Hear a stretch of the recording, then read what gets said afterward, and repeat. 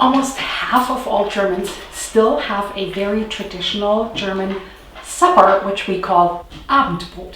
And today I want to share that with you because it brings back so many memories for me. This is exactly how my family would have our Abendbrot, our evening supper. I'm going to walk you through the various elements and how to set it up and for what occasions it might be perfect, and I'm excited to take you along. First, I want to talk about the setup a little bit. It is very common for German to have placemats. We call them sets, Platzdeckchen. And what is really typical is to not have actual plates, porcelain or china plates, but wooden boards. Most people, in fact, have round boards with a little bit of a rim. These are my family's boards, and as you can tell, they've been well loved, and they're rectangular. It's just a matter of personal choice. The reason for that is that it's easier to spread things on your bread with these very typical bread knives, and I only have 2 of those, but I thought I would bring them out. And then of course you have a nice napkin and your fork, because Germans often eat with fork and knife. I also want to talk about where the German supper, the Abendbrot, originated, because it is quite unique in European countries. During the 1920s, when during the age of the industrialization, people were working in factories, and factories often had cafeterias. So people working there would have a hot meal during their lunch time, which is still the traditional way Germans eat. They eat a cold breakfast and then a warm lunch and a cold supper. So by the time they got home, they weren't really so hungry. And because they had been working all day, it was just easier to prepare Brot, Abendbrot, some slices of bread and whatever spreads. In this video, I'm going to show you a bit of a hybrid version. This is probably a little bit more elaborate than what most families on weeknights would have. And also I'm going to show you a little bit more variety than most families would have, because it really depends on the size of the family and how many different things you're going to put on your table, but also your personal preferences. Some families have gone completely vegetarian, so they might cut out the cold cuts, and some families don't like fish, which is still very traditional in some shape or form. So it's really up to what they're doing. However, the presentation and the care and everything that is going into the preparation is probably a little bit more than you would do on an average weeknight. This is something that you would probably do if you had friends over, if you had company, if you wanted to impress a little bit, and if you wanted to make it a little bit special. Everything really starts and revolves around bread. I am cutting some whole grain bread, a sourdough bread that I always make all the time. And Germany is supposed to have at least 86 different types of bread, depending on what you count as a different type of bread and where you go and who you ask. But Germans love bread. They're said to have bread with their bread. This is a lighter bread that is probably a little bit more popular, and most people will like it. And so that's my bread basket. I also made some hard-boiled eggs. I just simply boiled them in boiling water for 10 minutes and then immediately put them in ice water, which makes them easier to peel. You can see that the peel is coming off pretty easily. It's actually quite fun when you take that last bit off. I'll just simply put them back in the water to get any last bits of peel off. Butter is another really important piece here for this supper, this Abendbrot. And while this is not a real German butter, it is a European style butter. It is the Irish Kerrygold that I can highly recommend because of its high fat content and low moisture content. So it's extremely creamy and tasty. And I'm putting it in this butter dish that is not a German butter dish because it's a smaller size, but it is a butter dish that I really like.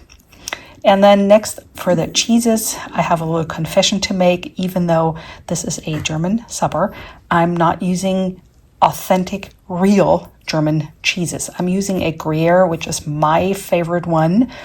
If you want to get them in America, I recommend the Gruyere by Emmy Roth. And then I have another Gouda, which is also really popular. I mean, both cheeses are really popular with Germans, but the Gouda is the softer cheese from Holland. And it actually cuts not very well, but most people in Germany often buy sliced cheese, which I try to avoid because I like my cheese really fresh. I also went to the deli that luckily has Schaller and Weber cold cuts. I'm going to leave a link for you below. These are really traditional liverwurst, Leberwurst, and then I have a bologna, which is, I think it's bologna, and a salami on my cold cuts plate here, which is a round of wood that my grandfather made. The pickles, if you're just serving that supper with your family, you might just put that jar of pickles on the table, but I am making it a little bit more elaborate, and I'm putting the pickles sliced open on my charcuterie board, which it essentially is, directly next to my cold cuts to make it look a little bit more appealing. And then I have some Oberster, which is some people call it beer cheese. It can or not contain beer, but it's a cheese spread.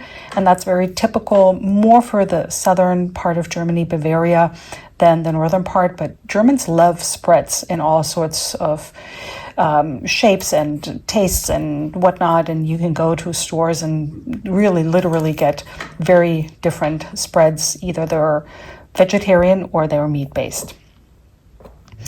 I'm setting the table here, and you can follow along in real life.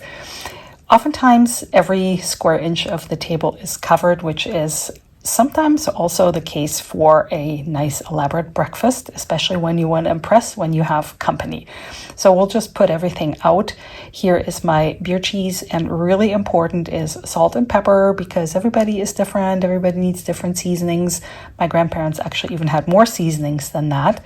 Then I have my tinned fish, and I have Schmaltz, which is essentially lard, but it comes in a jar and you can buy it in Germany just like that. Then we have butter, and then we have various tubes here. They are tubes of mustard, mayo, and then I have a sweet mustard. You've probably seen that in stores. You can buy tomato paste in a tube, but that's always really fun because you squeeze out exactly how much you want. Kids love it particularly, and it's a little bit like, yes, your toothpaste. Just imagine your toothpaste tube on the table. Then I'm serving Gerolsteiner sparkling water. I really like that a lot better than the San Pellegrino. And very typical still with a lot of Germans is beer for supper. Not anything else but beer. Here is the final setup. You could always have more, but I feel like this is very comprehensive. This is very traditional, and just the look of it. And I have to also say the smell of it was very traditional. I had so much fun. So first of all, I pour myself a glass of beer. I'm not much of a beer drinker, really, but with this type of meal, I have to say that beer, this is a Warsteiner, is really the most typical. And as I said before, we love these wooden boards because there's no rim, and it's really easy to spread things on slices of bread. There's nothing in the way. You don't have to hold the knife at a weird angle, and that's why I love these wooden boards. And my butter knives, here is some liverwurst, and it's really fun to put different things on different combinations of, like, basically an open-faced sandwich.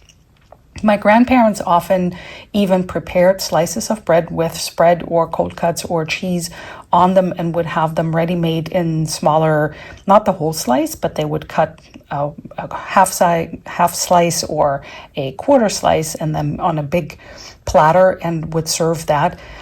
I have fond memories of that, but I like this version a lot better, where everybody can just do whatever they want and serve themselves with whatever they like best. I also I'm such a big cheese eater, and I could have cheese all the time. What's interesting is that Germans still often eat with fork and knife, as I mentioned earlier, not only cutting it, but also eating it. So instead of just taking a slice of bread and using your fingers and putting it in your mouth and taking a bite, they actually cut it with a knife and use a fork to move it to their mouth. That's still considered good form, good etiquette, and keeping both hands on the table is also considered good etiquette. Not the elbow, you get slapped depending on what generation you are, but also not one hand in your lap. That's considered impolite and just not really how you do things. And here is the tinned fish. It's always a little bit of a challenge to open the tin without the can, without spilling any of the tomato sauce. But this is really delicious. You don't really see where the fish is, but you can get it out of there. I have to say, I enjoyed this meal so much. We're going to have it more often again. This is so traditional and so yummy, and everybody raved about it. You will see just in a moment that there wasn't a whole lot left after 4 of us had this delicious supper. Thank you so much for watching. I'll see you in the next video.